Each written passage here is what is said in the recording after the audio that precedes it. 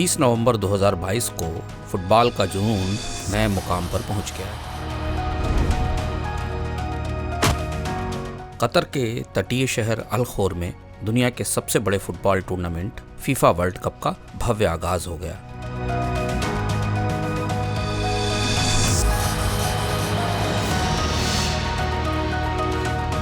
अल खोर का अलब्यात स्टेडियम बाहर से विशाल तंबू जैसा दिखता है। इसका डिजाइन कतर ने अपने अतीत से लिया है। खाड़ी देशों के घुमंतू कबीले कतर के इलाके में इसी तरह के तंबुओं में रहते थे, जिन्हें ब्यात अल-शार कहा जाता था। अपने शिल्प के लिए चर्चित इस स्टेडियम में हुआ फीफा वर्ल्ड कप का पहला मुकाबला। मेजबान कतर के सामने थी इक्वाडोर की टीम। कतर का पहला मैच उम्मीदें उफान पर थीं। टीमें मैदान में उतरती इससे पहले एक ट्वीट आया और कुछ ही मिनटों में दुनिया भर में सनसनी मच गई। यह ट्वीट किया था सऊदी अरब में ब्रिटिश सेंटर के रीजनल डायरेक्टर और रणनीतिक मामलों के विशेषज्ञ अमजद ताहा ने। ताहा ने दावा किया था कि कतर ने इस मैच को जीतने के लिए इक्वाडोर के खिलाड़ियों को $7.4 मिलियन की रिश्वत की पेशकश की है। कतर की तरफ से कोई प्रतिक्रिया नहीं आई, न फीफा ही कुछ बोला। मैच का नतीजा भी कुछ और ही रहा। इक्वाडोर के चर्चित फॉरवर्ड प्लेयर एन वेलेंशिया ने कतर पर 2 गोल ठोक दिए।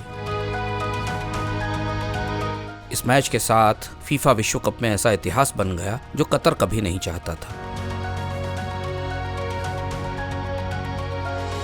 कतर ऐसा पहला मेजबान था जिसे उद्घाटन मैच में ही हार का मुंह देखना पड़ा।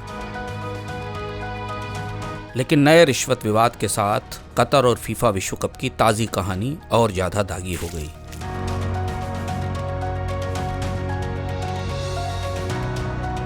फीफा वर्ल्ड कप के कतर आने तक फुटबॉल की दुनिया इधर से उधर हो चुकी थी। फीफा की साख चिंदी चिंदी हो चुकी थी। यह दुनिया के सबसे भ्रष्ट खेल संगठनों में शुमार होने लगा था। इसके बड़े अधिकारी घोटालों में फंस चुके थे। तमाम एजेंसियां इस नतीजे पर पहुंच रही थीं कि फीफा के इस पतन की वजह है कतर। कतर जिसने अपनी अकूत संपत्ति के दम पर फीफा को खरीद लिया था और इस आयोजन की मेजबानी हासिल कर ली। कहते हैं कतर ने फीफा वर्ल्ड कप के आयोजन को हासिल करने के लिए $200 अरब खर्च किए। मगर कतर ने ऐसा किया क्यों? कतर समृद्धि और ताकत की दुनिया की सबसे नई और अनोखी कहानी है। पलटते हैं इतिहास के पन्ने, खनक उठते हैं किस्सों के सिक्के। 1971 में कतर को उत्तर के समुद्री इलाके में नेचुरल गैस मिल गई थी। अलबत्ता तलाश तेल की चल रही थी, क्योंकि कतर का मुकाबला समृद्ध पड़ोसियों से था जिनके पास तेल भंडार थे। इसलिए दुनिया की सबसे बड़ी गैस फील्ड की खोज ने कतर में कोई उत्साह पैदा नहीं किया।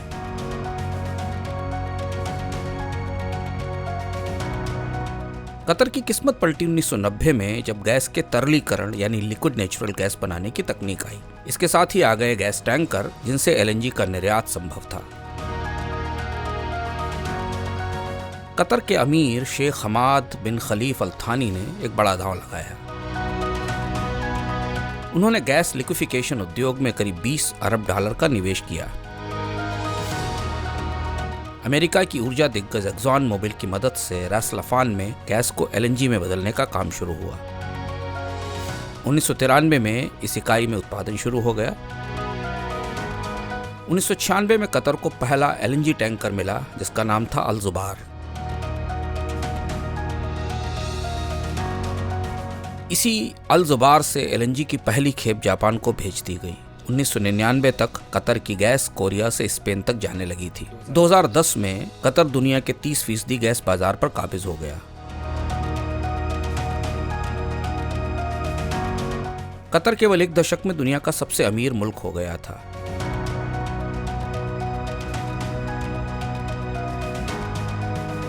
20वीं सदी के अधिकांश वर्षों तक यह रेत के टीलों और कबीलों का मुल्क था।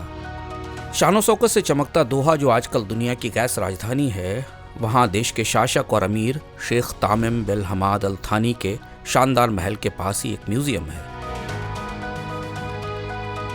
बिन जमूद हाउस का यह म्यूजियम कतर के गुलामी वाले इतिहास को बताता है।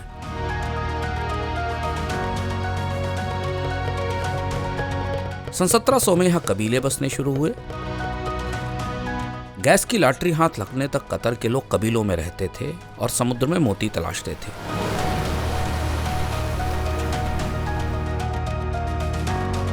गोता लगाने के लिए अफ्रीका के जंजीबार से गुलाम लाए जाते थे। यह गुलामी 1950 तक जारी रही।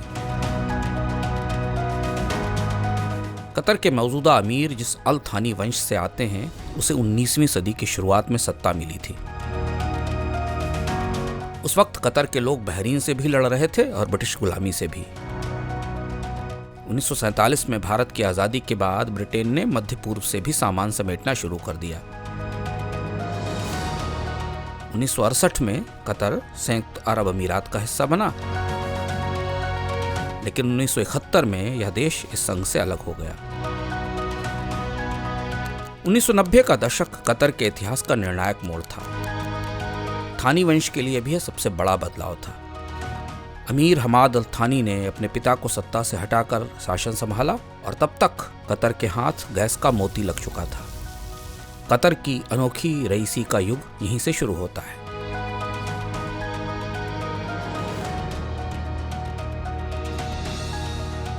अगले एक दशक में यहाँ के करीब 3 लाख लोग सुपर रिच हो गए। कतर के लोगों की औसत आय सालाना 1.25 लाख डॉलर से ज्यादा हो गई, जो अमेरिका और सऊदी अरब की आय से दोगुनी थी।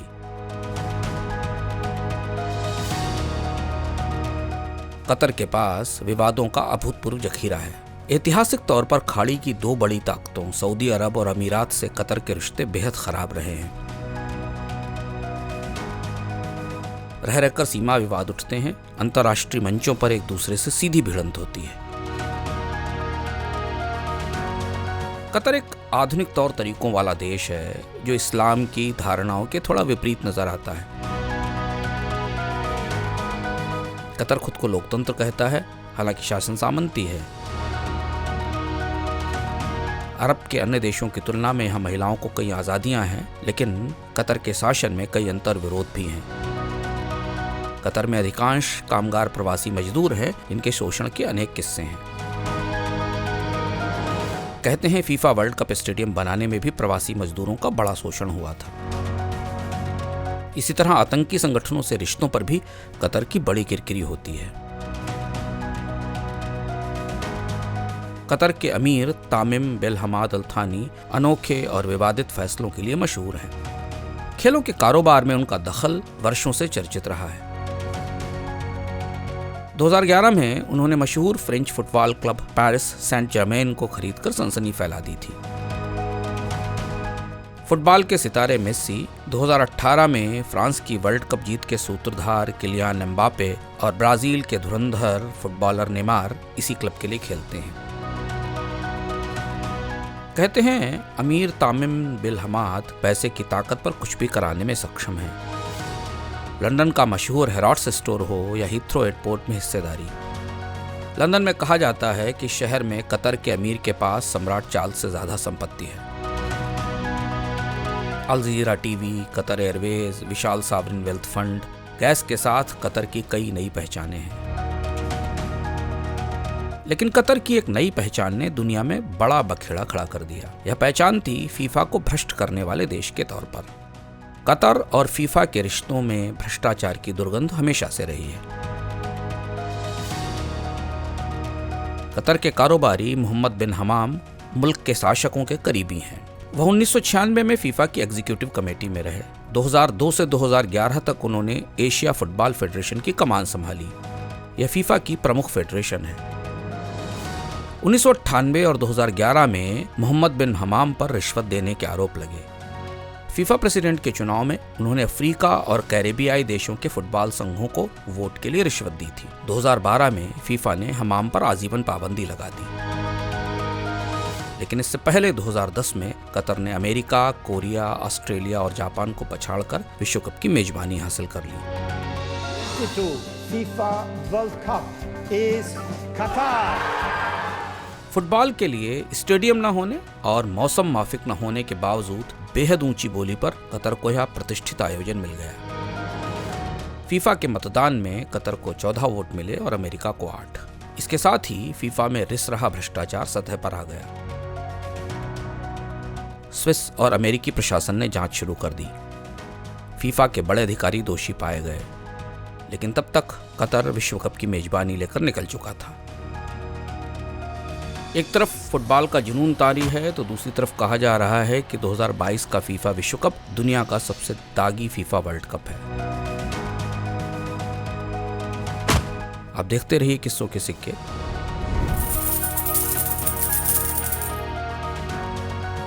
बने रहिए मनी 9 के साथ।